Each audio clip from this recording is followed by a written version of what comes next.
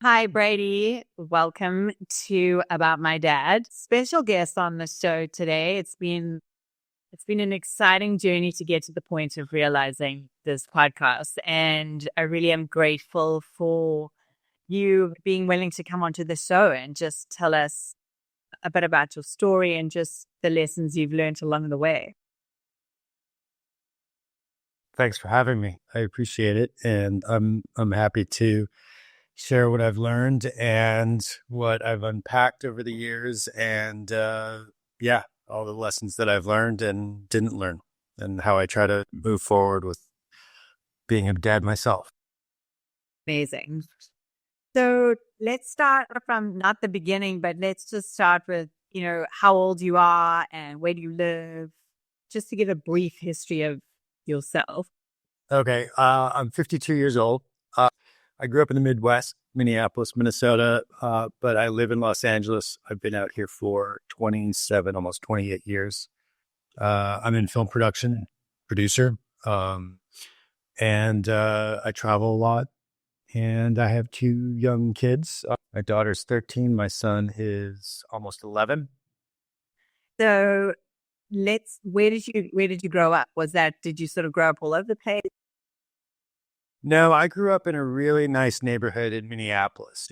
Now it's very expensive and beautiful, but it was back then. It was just an upper middle class family neighborhood, and I had a great neighborhood. There was like 30 plus kids all in the neighborhood. We were all friends in a way, even though there was some difference in ages.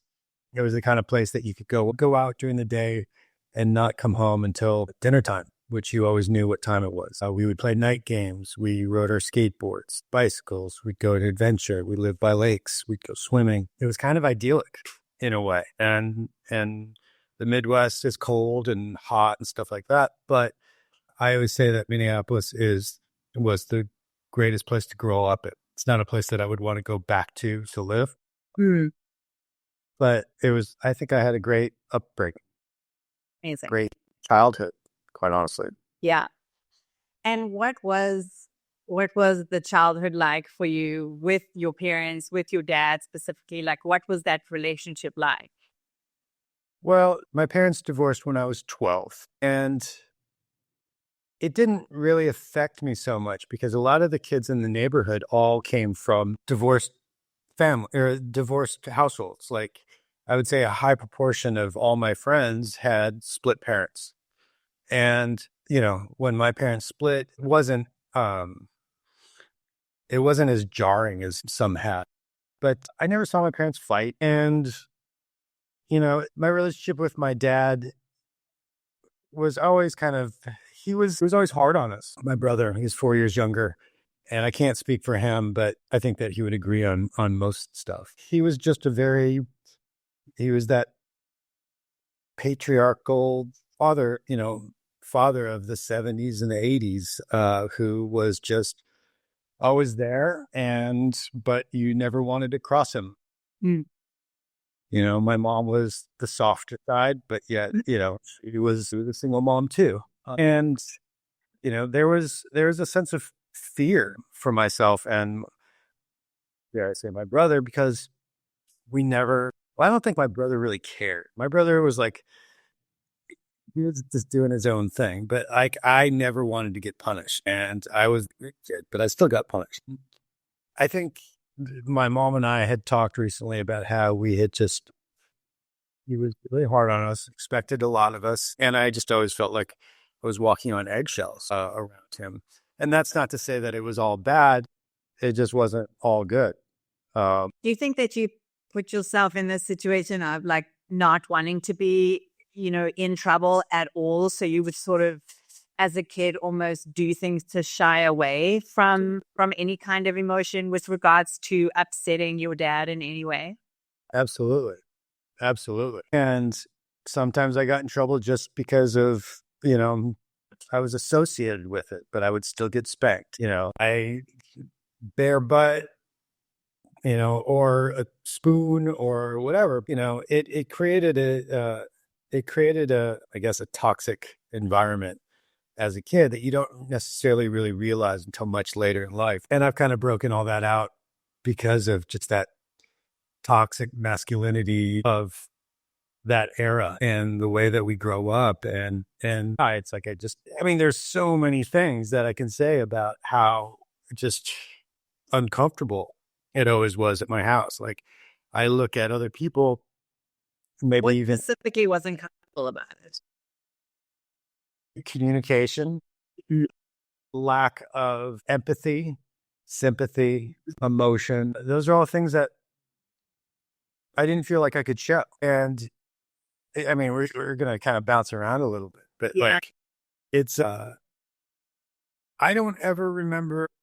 I remember feeling that saying I love you was an awkward thing to say. And it's like, I don't remember my dad ever saying he loved me until much later in life. And, he was just this authoritative figure who worked really hard. And he was like, when he got home, he was not the kind of person that when I would hear the door open, I would run to give him a hug, like that. And I think back to that and I'm like, that's really sad.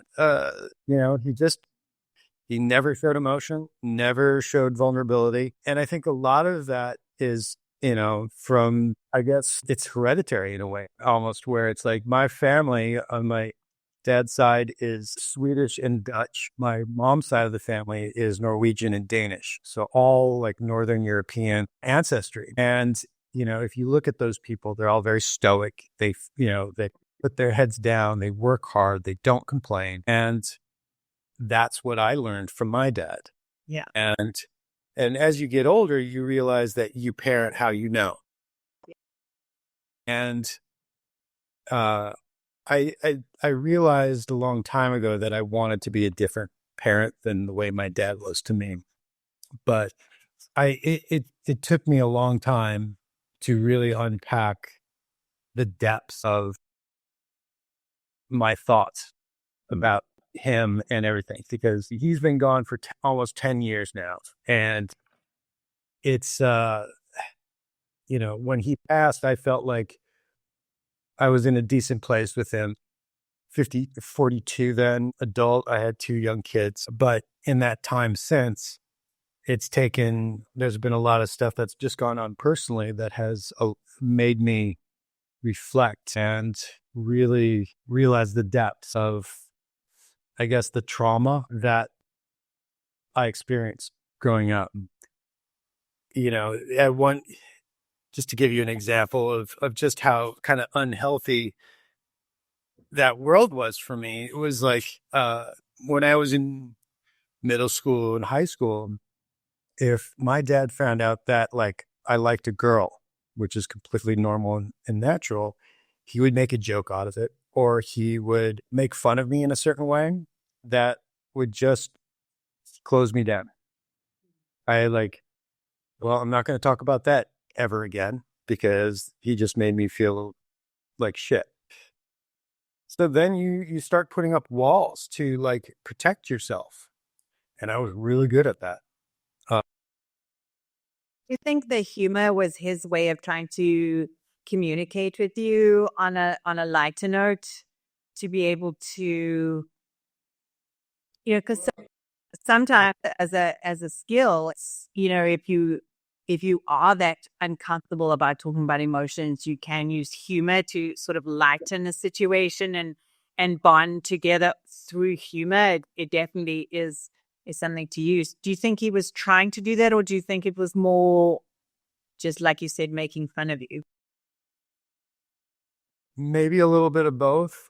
I mean, if it was humor, it was pretty fucked up. And I say this because I need to give a little history about my dad, which, I know has affected the way he did it. And then ultimately me realizing a lot of it and wanting to stop that cycle. My dad was the oldest of 4. My grandfather was a football player at the University of Minnesota. And then he played football for the Green Bay Packers and a couple other teams. And when my dad was about 13, my grandfather started losing sensation in his body and got polio. And he ended up being in an iron lung back then, which was like basically just kind of helped your body,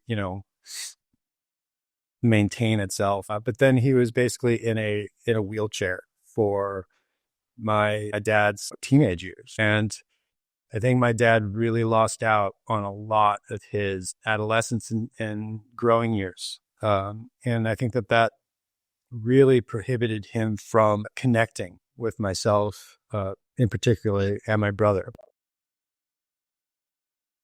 I definitely take that into consideration. Yeah, I think he probably used humor to try to connect, but he didn't, and it just shut me down.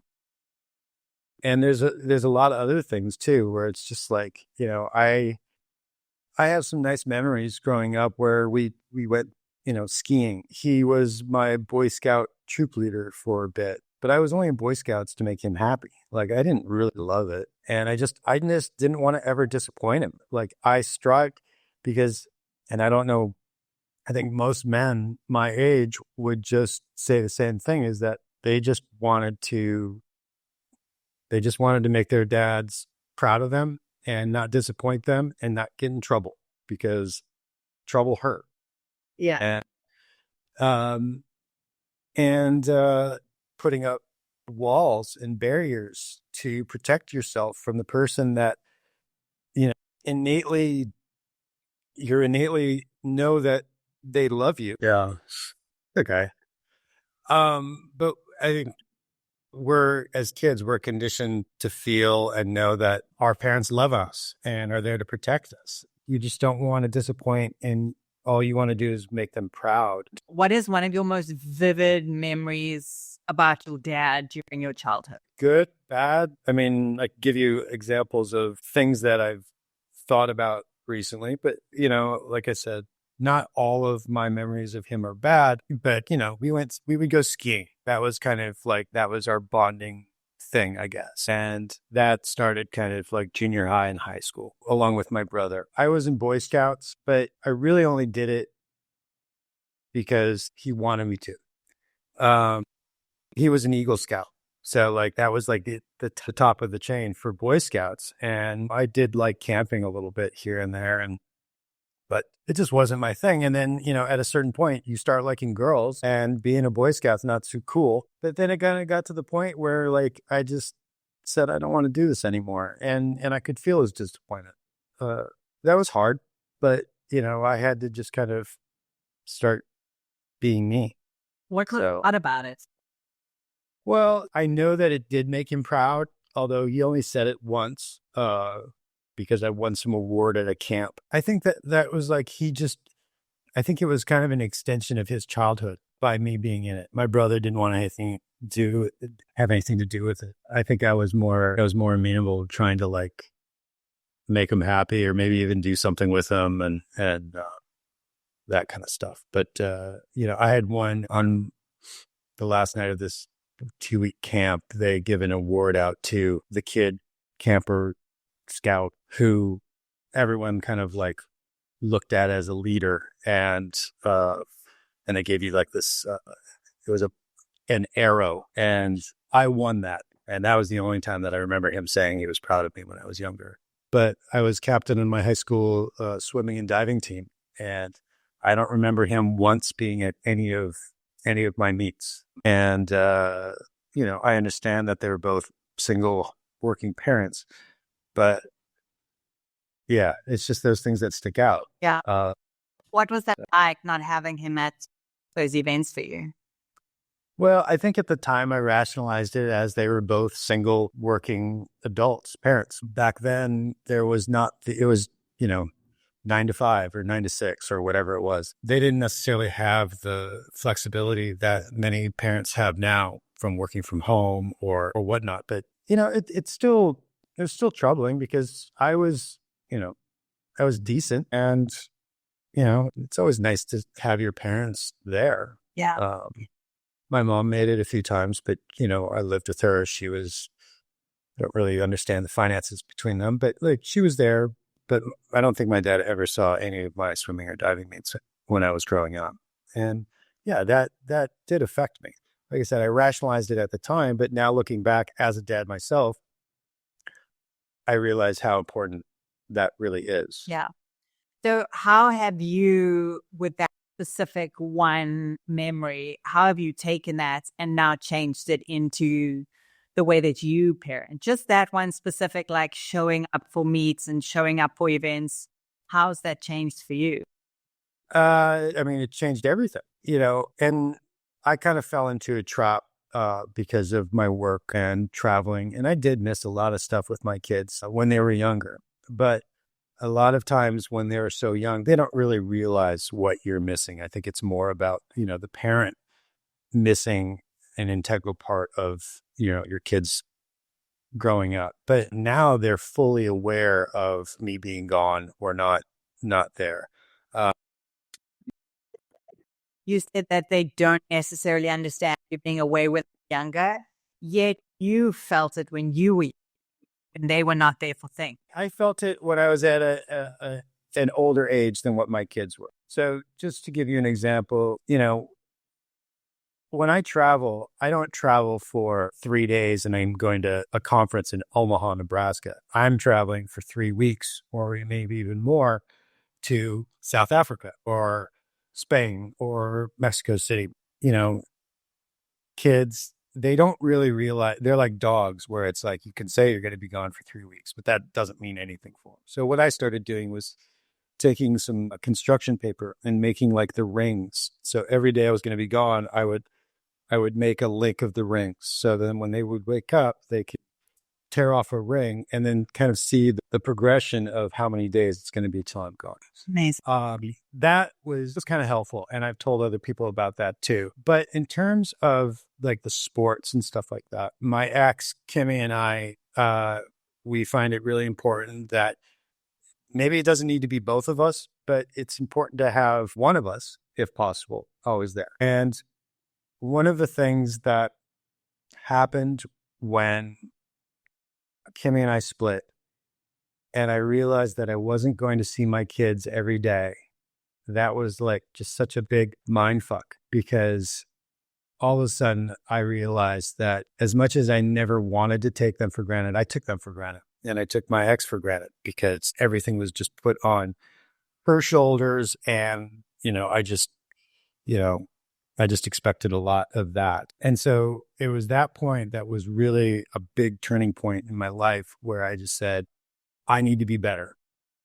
And it was kind of a perfect storm of sorts because it was at the tail end of COVID. We had with work, everyone kind of learned to work remotely in a way. And I was more confident in my abilities as a producer that I just said they have to come first.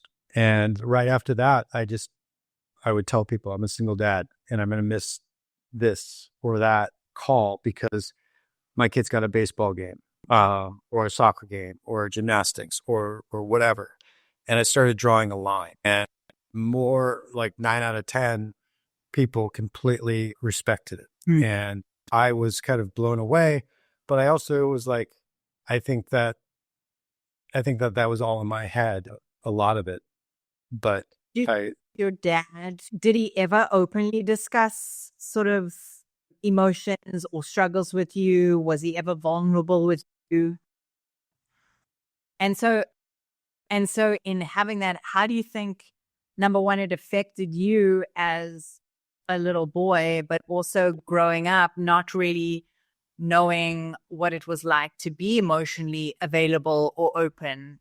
How was that for you as a kid? Well, I would tell you it's affected me in my entire life. And it like, How? I couldn't, well, there's, when I said, when my dad would say, make a joke about me dating somebody that puts up walls. Well, I'm not going to talk to him about this. And it was like, he was not the person that you could go and talk to and ask for advice on girls, or you just didn't cry. It was a sign of weakness. You work through things. And I would just bury any sort of emotions that I had deep down just to survive. I just never felt like I could cry in front of him.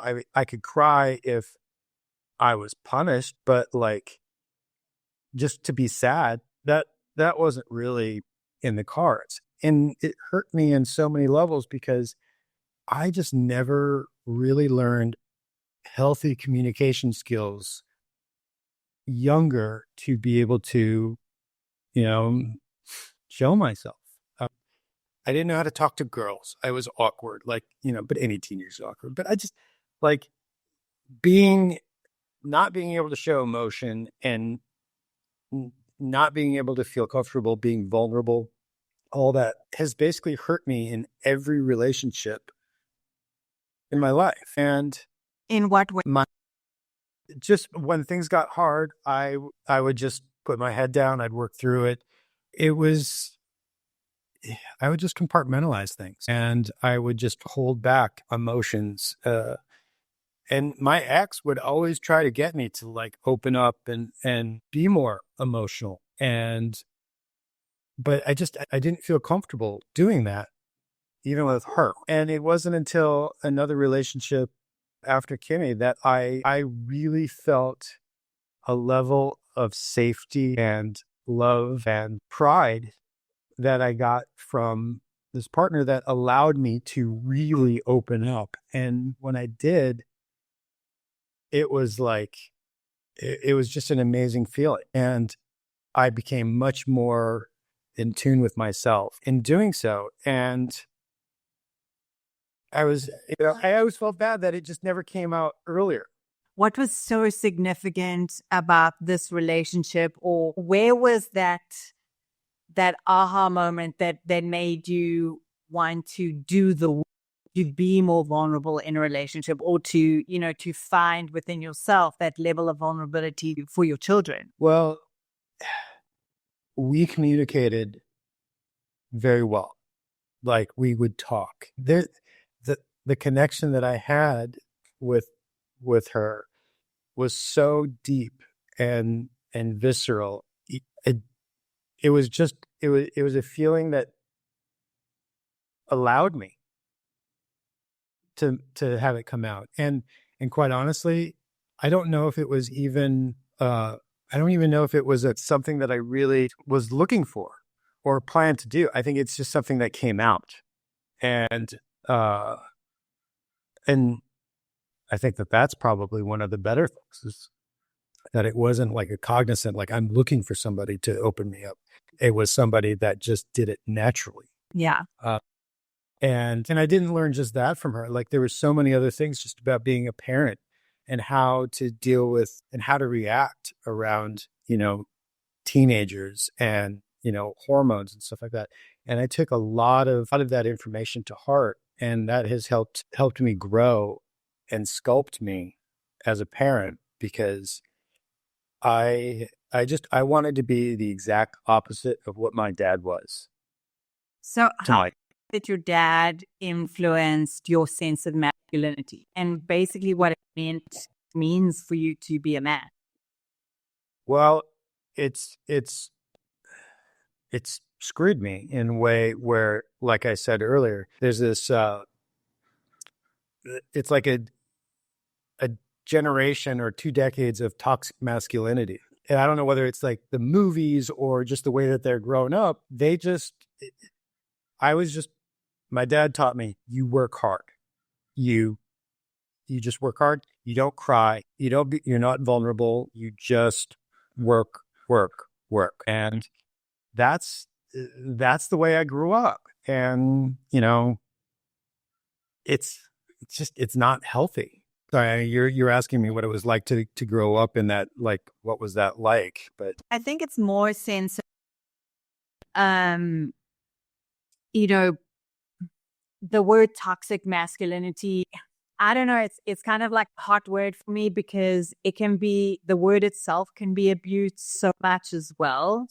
And so I would rather ask for you, like, what to you is toxic masculinity? Because to each person, it can mean a variety of things. The way I viewed it when I was young was that if you showed your emotions, you were weak. That carried with me for a very long time. I never wanted to be weak. It had been told to me before, but I just kind of dismissed it.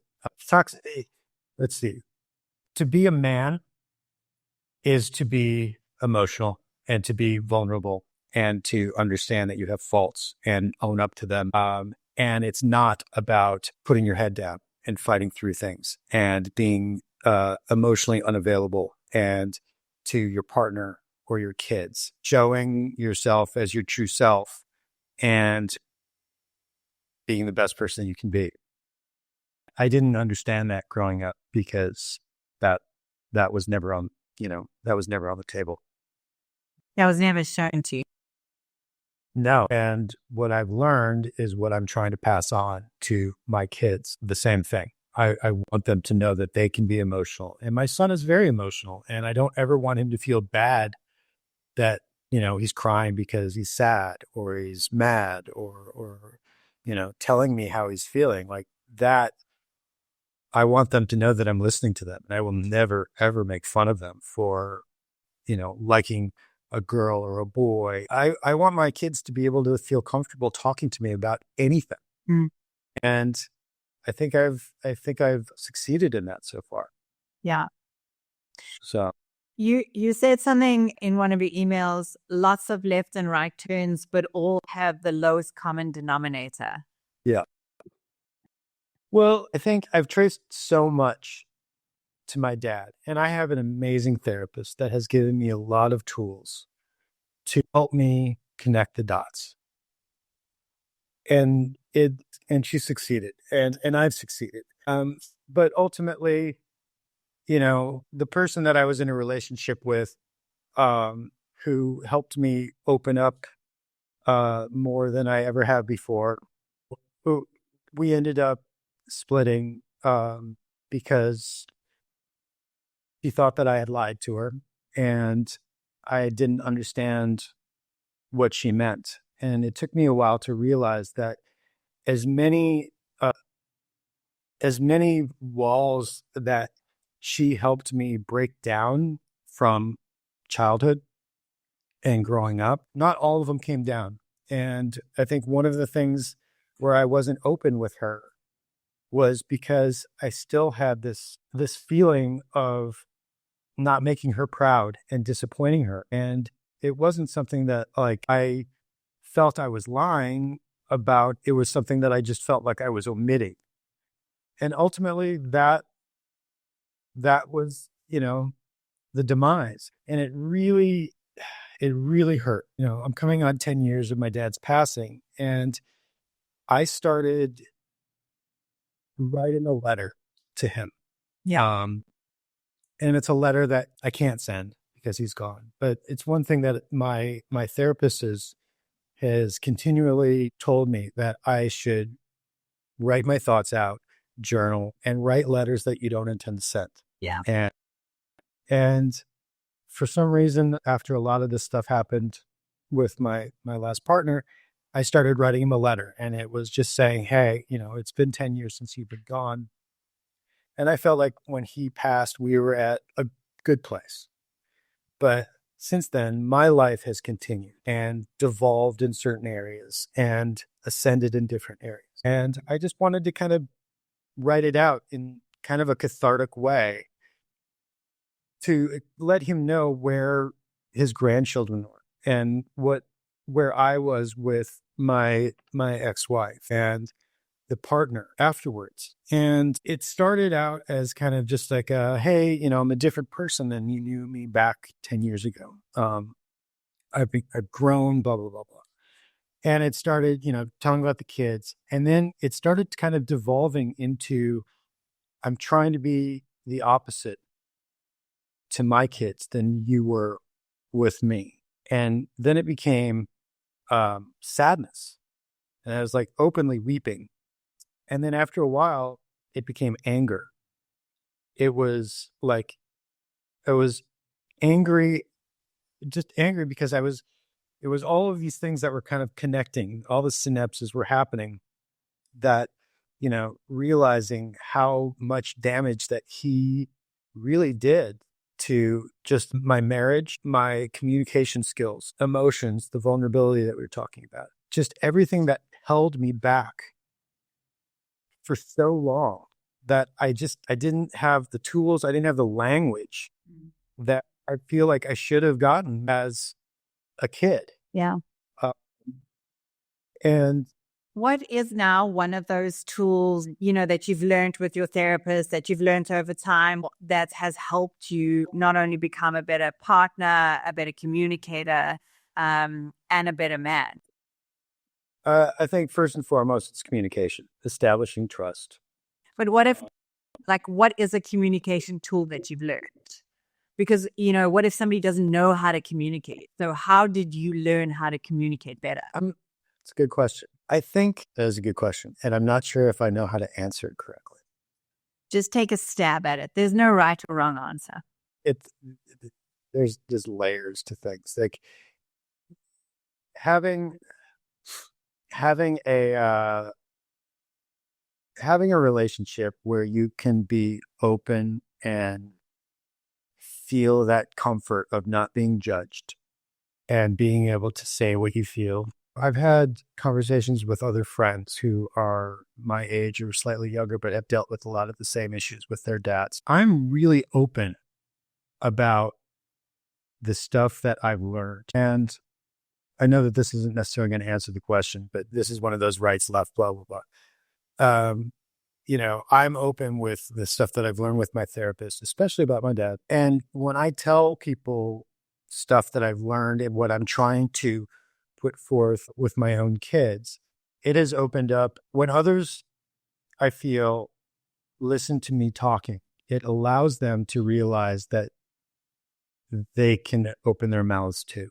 And they can say, that's the way I felt. And I've never talked to anybody about that. I tell people my situation, it may not translate to yours, and I'm not giving you advice, but this is what I've learned about my situation. Yeah. And it's really opened up a lot of guys to being able to talk and learn that they can show their vulnerability and that I'm accepting of them as well. And it's a nice thing. I was talking with another friend just a week ago, and he said, the way that you are talking about this is it's very pragmatic and very understanding. It puts things in a way that I can relate to it and really understand. And I'm also talking about the relationship with my kids and how I communicate with them. Even my communication with my mother is better. And when I started opening up to her about, end of my marriage, breakup with my partner, how I am with my kids, I think it's through her, because she had never, ever seen me like that before. And I think that it was kind of awkward at first for her, but then she would start opening up to me. Or I would call her and say, I was just thinking about this. And I was like writing this letter. Do you remember this? And she's like, I don't, but oh my God, that's like, yeah. And she would tell me other situations where, she would remember things where my dad was like really hard on me or my brother. But a lot of that is just about talking, because it sounds like and I can even relate to it with my dad. Just, my dad was very much the same as you. He just didn't talk about anything. I also have memories of situations where, if your dad showed any kind of emotion other than the stoic same level, you were so surprised because it was something you'd never seen before. And so, and it becomes fearful, even if it is like a happy emotion, it's confusing. Or, showing affection, it's confusing because you haven't seen it before or a lot of it. And so, what I've heard you speak a lot about is that you've just opened up and started talking and started listening to your kids, listening to your mom, listening to your partner, but also having the safe space is a huge thing. So in terms of, I guess the question, you answered it by saying things like you started talking to your friends and you started talking to your parent, your mom, and being open about the communication, even if it's not necessarily only emotional vulnerability, just actually communicating about anything Yeah.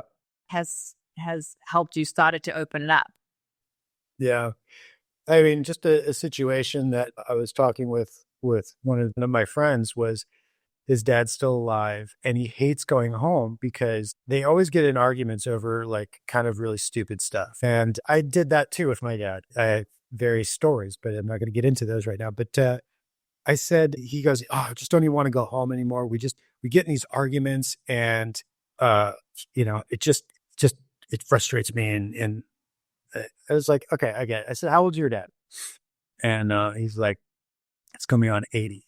And I said, no matter what you say, if you try to like confront him and whatever you say, if you get in a fight, do you think that he sits on your little argument for days on end and replays it and replays it and replays it? No, he's 80 years old. He's likely just, he's set in his ways. He's not going to change. Yes, you can like argue with him, but I said, you need like, let it go because he's not ruminating on it. He's not letting it drive him crazy. He's too old for that. But you are. I said, just go and enjoy your last days or last years or whatever it might be, because when they're gone, they're gone. And, I said, just focus on trying to be like, a good adult father-son, dynamic where you can ask questions. I mean, right now I'm writing this book that says, it's called Dad, Tell Me Your Story. And it's all about just all of these various things through your life that like, I know a decent amount about my dad, but I don't know him as a person really. And I really want my kids to know that, but I want my kids to be able to ask me questions that are, deeper than, the surface stuff. So, What do you say would be one of the most valuable lessons that you learned from your dad, even if it came from a positive or a negative situation? to work really hard. That was, I'm goal motivated. I'm goal orientated. I'm motivated, and working hard is something that has always served me. And I moved to Los Angeles from Minneapolis. I threw whatever fit in my car and drove out here.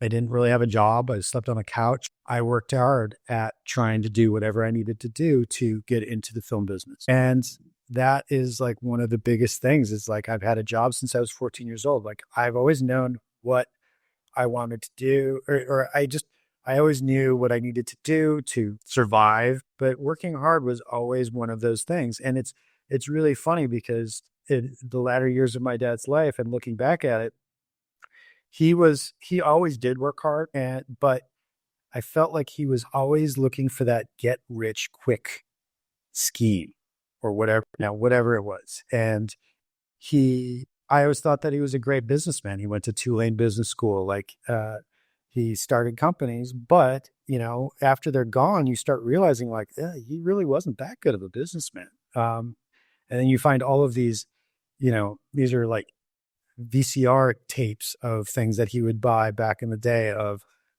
how to get rich quick or how to flip houses or how to do like, he had drive, but he did work very hard his whole life. But that was the one thing that like, I just could never really understand. He always do.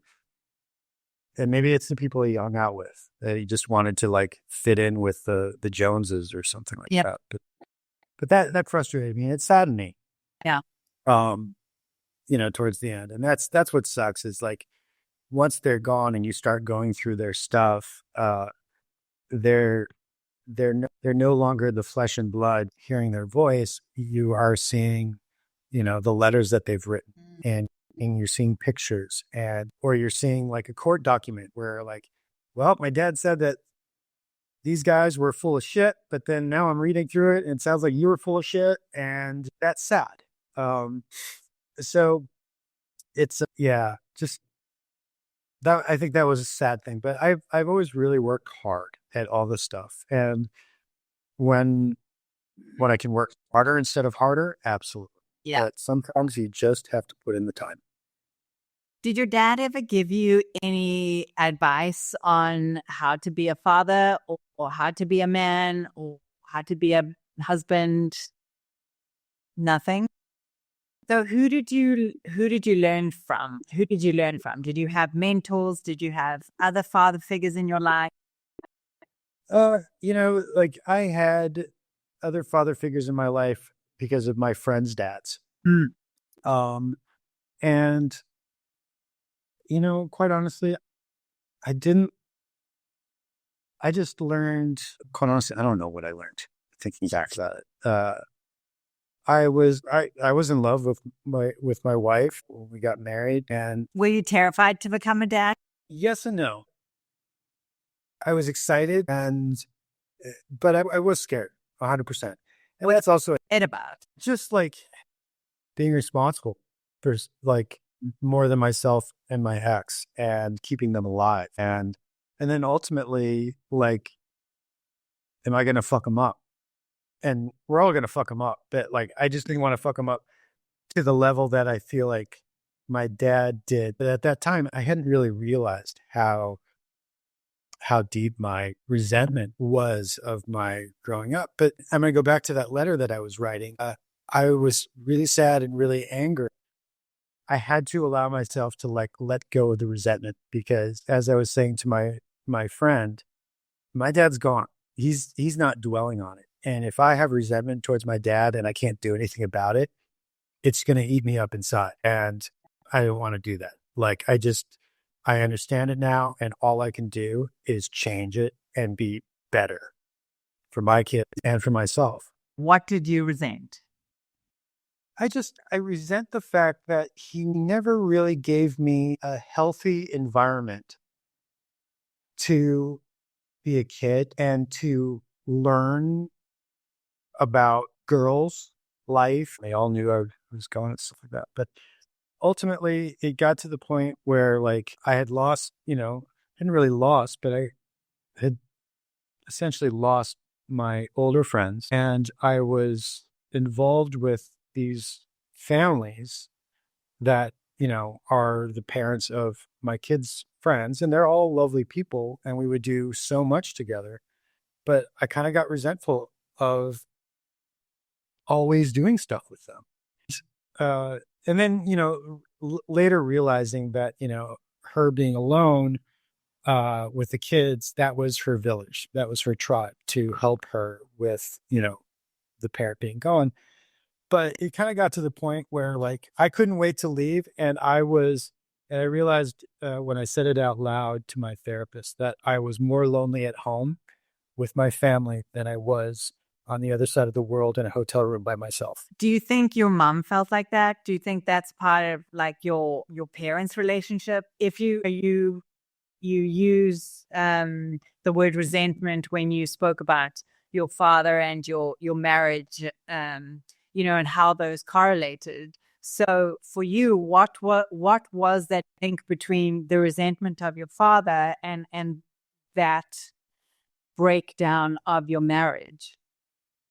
The resentment towards my dad is about the fact that I I never felt like I had a healthy environment to grow and express and show my emotion and learn basic tools in life that I feel like you should be getting at a young age. And the lack of tools and I guess the mindset that I learned growing up, not showing emotion and the vulnerability and just being quiet. And, I just never learned to communicate well with my wife. And in doing so, not saying anything, the resentment builds up on my side because, I'm not feeling at home or accepted. And the resentment builds on her side too, because I'm flying in and I'm good dad. And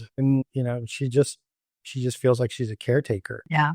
But I can only speak for myself. And I think resentment comes in many forms, but ultimately, like I said, the resentment that I didn't get the proper skills from my dad and was felt to feel that I could not be anything other than like a robot. Like I just never felt like he could identify with me and my brother as kids because he essentially lost out on his childhood. Yeah.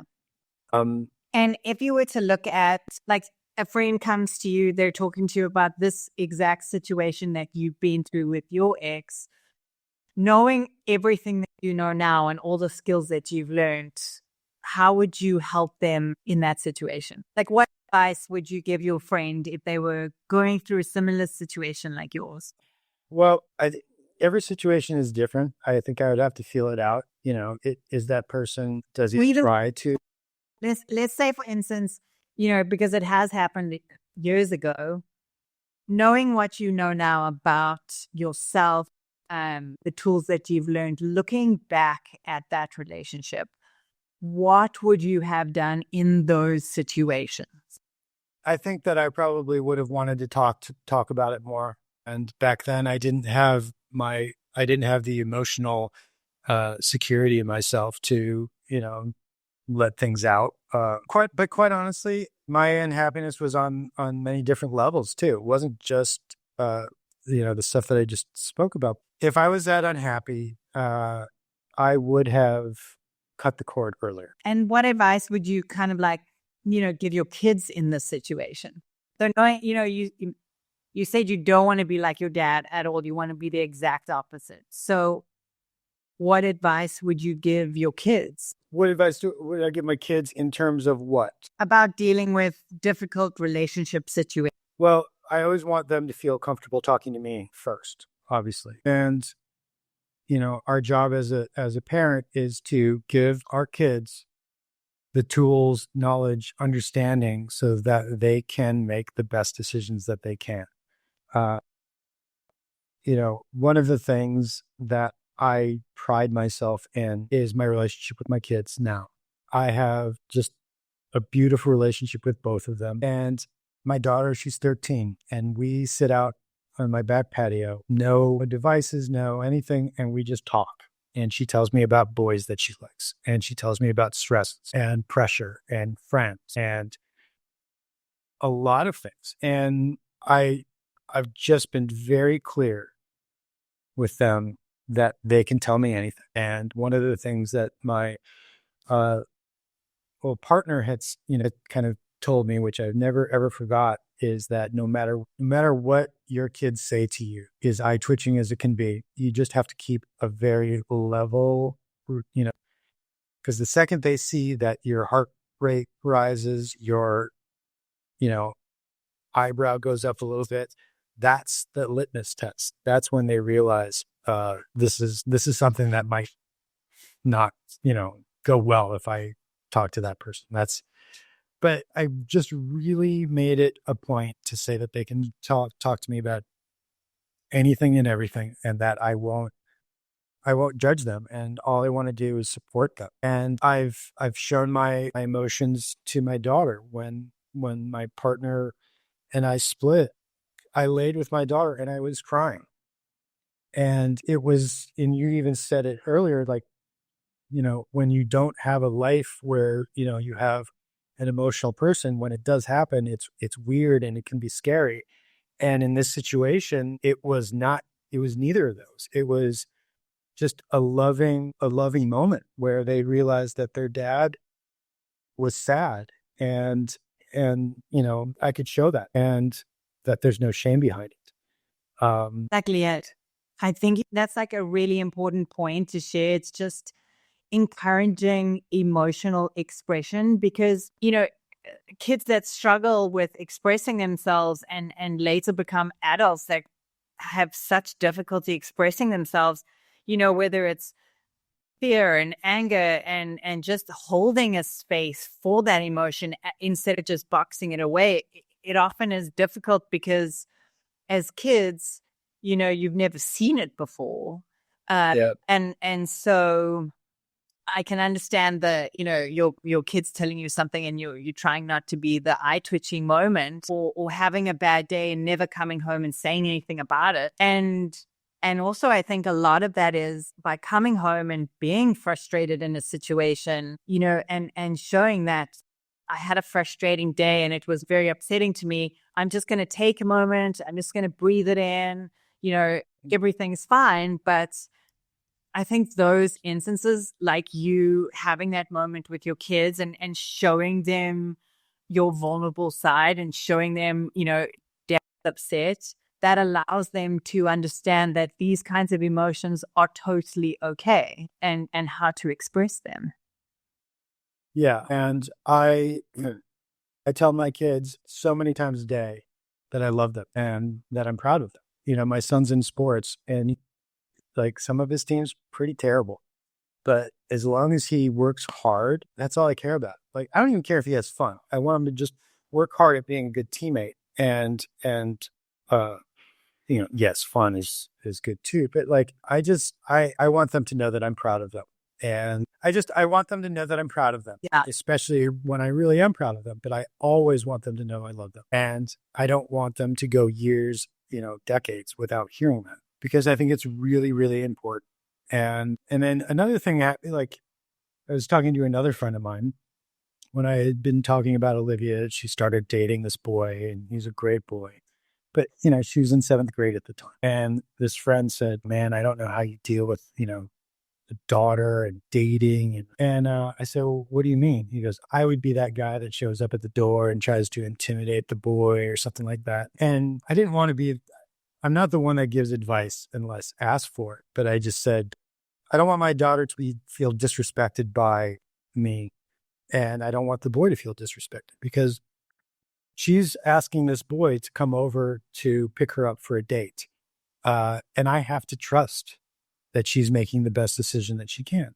And if she didn't make the best decision that she could have, and, as a man and as a boy, every boy is going to push the envelope a little bit, but it's up to her to say no and stop it if she doesn't feel comfortable. But I said, we're all sexual beings. Like, you doing that is not going to stop anybody from having sex or going kissing, making out, or whatever.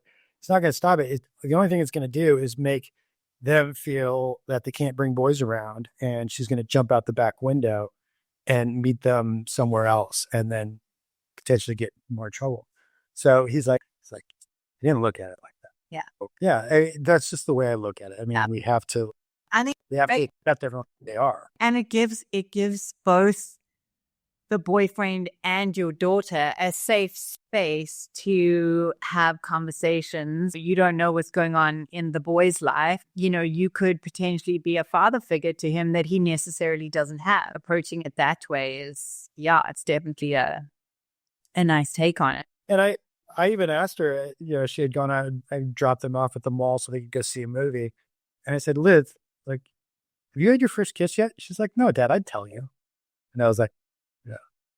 So ask questions like that, getting that feedback. Like, how does it feel knowing that all of this work to have her say that? There's nothing better.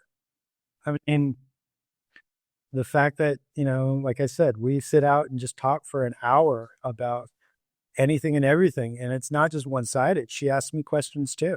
Yeah. And it's just a really great feeling. And I've also said, listen, you're a teenager now. You're 13. Hormones, stress of school.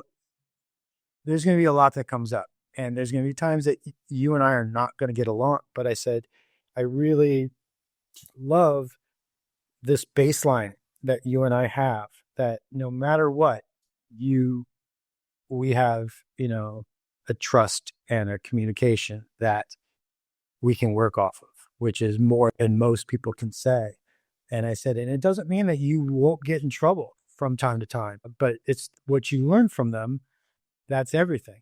But I said, just know that no matter what, I love you. And in anything that happens is because I love you. Yeah. And I don't think that ever got verbalized enough for a lot of my generation. What is one thing that you wish that you could have told your father, but you never did? I mean, a lot. I wish I could have told him that how he treated my brother and I was not healthy. And that the things that we were too afraid to bring up and put up our defense mechanisms because of the way that he reacted or answered ultimately hurt us very much growing up. And I mean, in this letter I wrote him, I said, I want to be the opposite of, and I wish I could say that in a way that wasn't, hurtful, but for him to know that I don't ever want my kids to feel embarrassed by telling me that they like somebody. I want to give all of that to my own kids, and I want to break that cycle. What is something positive that has come from your childhood that you really lean on hard, you lent into that, and that really helped you be the man you are today? Not really. I've been thinking about this a lot just in terms of like my childhood.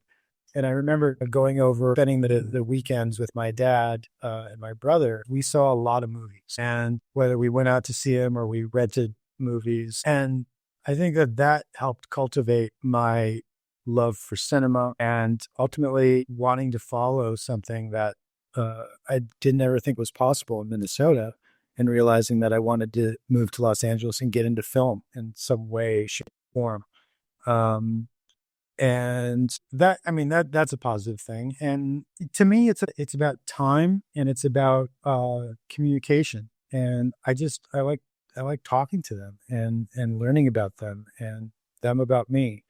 And one of the things that is so great, like, I live very close to them and their mom. And whenever I can, I will grab them and take them from school to practice or whatever, even if it's not like, if I don't have them, because I look at 20 minutes in the car with them as 20 minutes in the car with them to talk. And one of the great things too is when they're younger and they have to sit in the back seat, there is a dialogue that happens where, because you're not looking at them and you're looking while driving, there's some conversations that come out because they're not looking at your face, and they can in a way that they might feel intimidated when they're younger by looking at your face. And some really funny stories come out of those. But ultimately now it's about just the time with them and seeing how their day is, because they know that they can talk to me to my face about anything. And I really value that.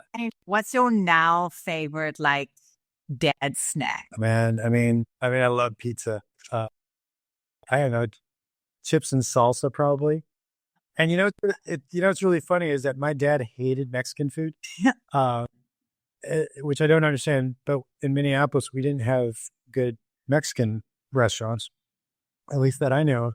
So I didn't really have good Mexican food until I moved to California, and he would just never eat any. But I absolutely love it. But if your dad had the remote, he was in charge of the remote, what show was guaranteed to be on? For me, it was always Law and Order. I literally have known that theme song since I was 10. Yeah. Dun, dun, dun, dun, dun, dun, dun. Yeah. Yeah. I remember watching a lot of really old cop shows, like firefighting shows, from the 70s with my dad. And, they all took place in LA. I remember watching Chips with my dad too, even as lighthearted as that is. But he was the kind of guy that would just he worked really hard, and then he would lay down on the couch and he'd have the remote control. And that's where he was for the rest of the day or night, and he would fall asleep. But as much as I am in cinema, I don't really lay down on the couch too much. But yeah, that's what I think about. And a little bit of football. Yeah.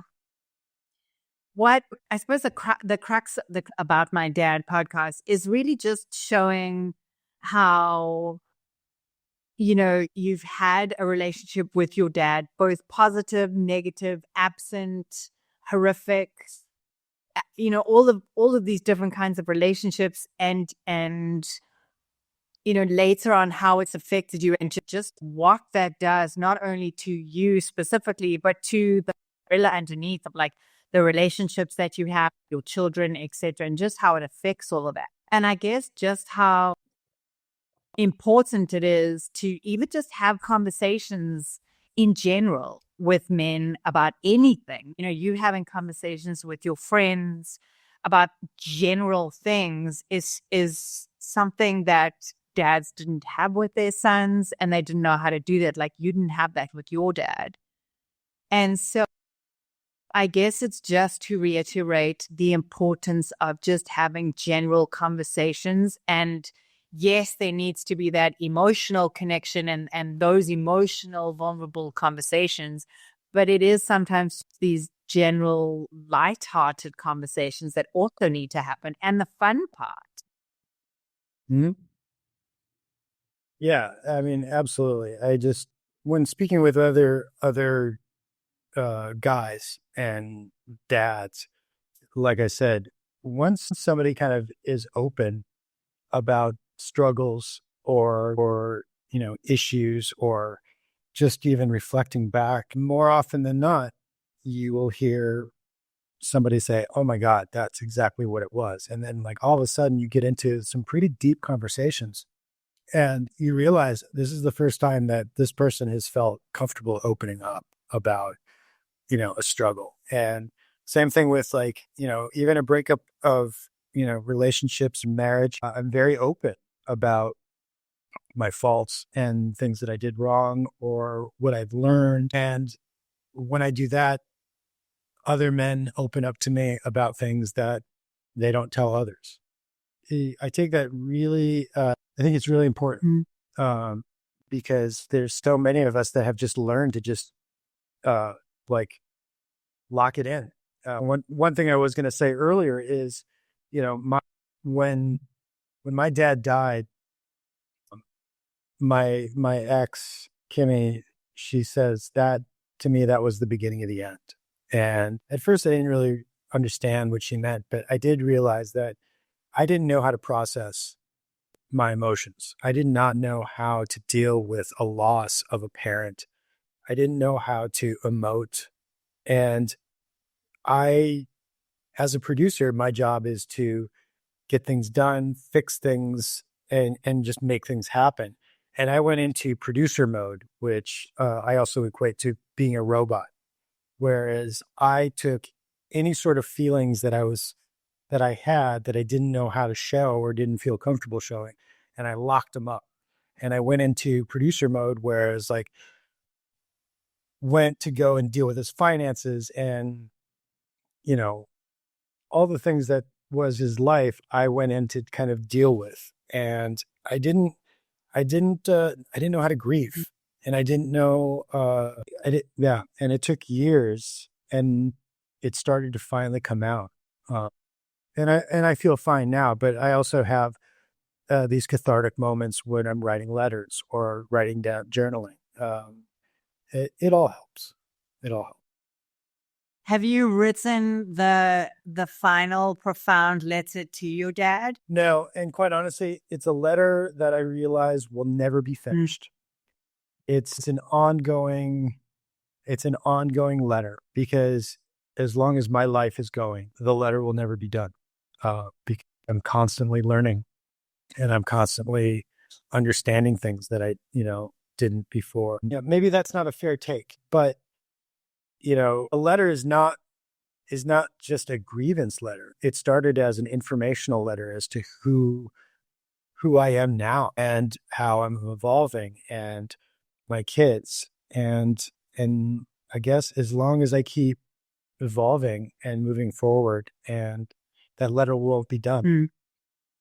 It's always going to be something where it's like, well, it is 20 now and this is what's going on. And You think it's you having the relationship that you wanted with your dad through the letters? yeah, that's actually a really good way to look at it because I'm being honest with him without, I guess, without seeing his face. Yeah. Um, I kind of like sitting at back, talking. Exactly. Like your kids are that level of vulnerability and there's no judgment. Yeah. Yeah. It's, that's a good way to look at it. And thank you for that. Yeah. It's an interesting journey. And it's just, I'm sad that I've hurt the people that I have over this. And it's not because I ever wanted to or intended to do. It's just something that like I either still had defense mechanisms up, um, like I did on my last one that I'm just still torn apart by. But yeah, I mean, I've heard a lot of people, it's not by, it wasn't malicious. It was just my inability or my lack of tools, knowledge, and strength, I guess, to do the right things. Do you think that with going through everything that you've gone through and your relationships, do you think looking back at it that your dad, like you, were only doing the best that you could with the tools that you had available to you at the time? 100%.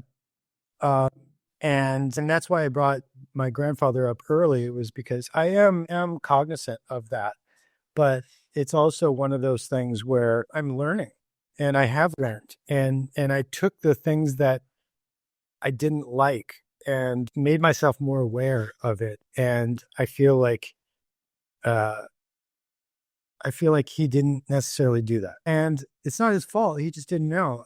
But for me, coming out of my being a kid, young adult, and realizing that I don't want that for my kids. That to me is the biggest thing, is to try to flip the switch. Yeah. And um, I don't want my kids to look back on me the way I'm looking back on my dad. Yeah, I get that. I appreciate your time.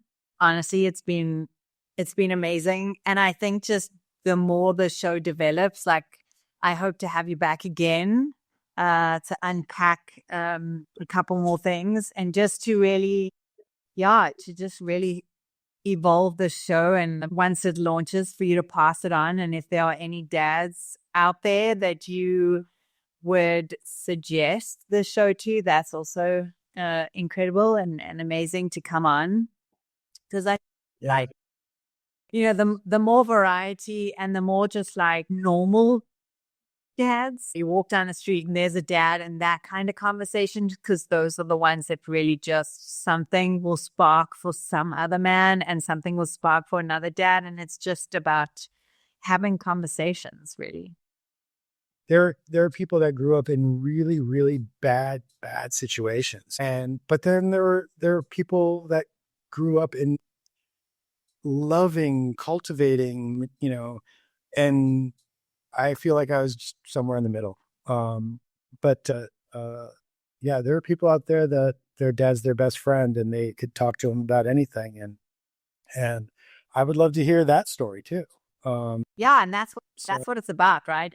And that's what I am hoping to gain, like just, you know, great stories, bad stories, okay stories, like all of the different kinds, so that, you know, everyone can get a bit of something from everywhere, because you don't really quite know when someone gives a piece of advice or shares a story and it gives you an aha moment. writing this letter, and just purging my thoughts and my heart, my soul into, my journals and stuff like that. But then also like listening to certain podcasts where, you hear, there was one that I attribute to a lot of me connecting dots, was this CIA operative was being interviewed and he was talking about his life, and he was like a field agent, like he was out there doing the dirty work.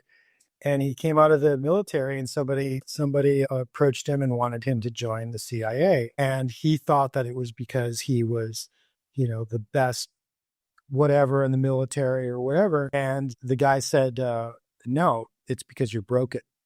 And he was like, huh?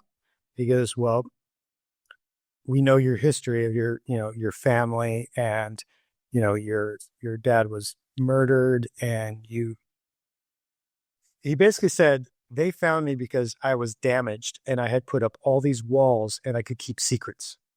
And I kept those secrets to protect myself. And he goes, that's the kind of person that we want. And I just, to me, what caught me was just not being able to, just keeping secrets to survive. And that sounds extreme, but it's like one of those things where it's like, you don't tell your dad something because you don't want to get made fun of, or you don't want to tell your dad something because you don't want him to get angry or not be proud of you or feel disappointed.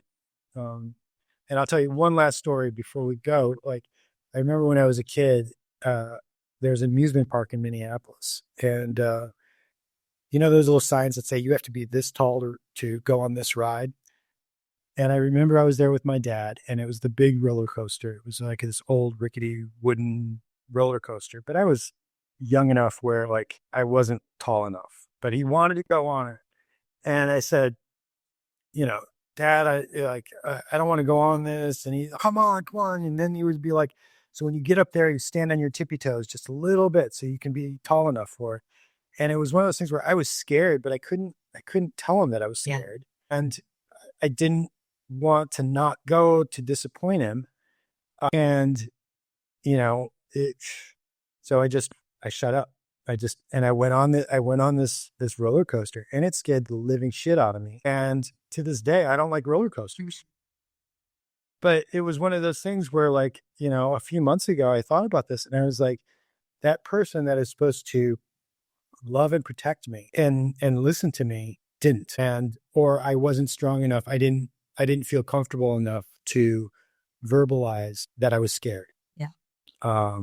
And that's just like a weird, long-lasting reaction to something that happened 45 years ago. Yeah. But it was just kind of sad, because it's like you look to your parents, especially your father, as your protector. And I didn't always feel that way. Yeah. I rarely felt that way. And it's crazy that something as small as that, even though it was, he just wanted to go on the ride and he just wanted to have fun and he was with you. He said, stand on your tippy toes. Something as small as saying that, he didn't realize what he was actually saying or actually doing. And for you, that's lasted 45 years of just this one tiny little detail. That's changed how you view things with that. So yeah, it's fascinating. I find the more dads I speak to, or just the more men that I speak to with regards to this, and just how this relationship specifically has changed them so fundamentally. And if they didn't have a dad, what that did in terms of like who they then looked for or looked to as father figures, and then the lessons they learned.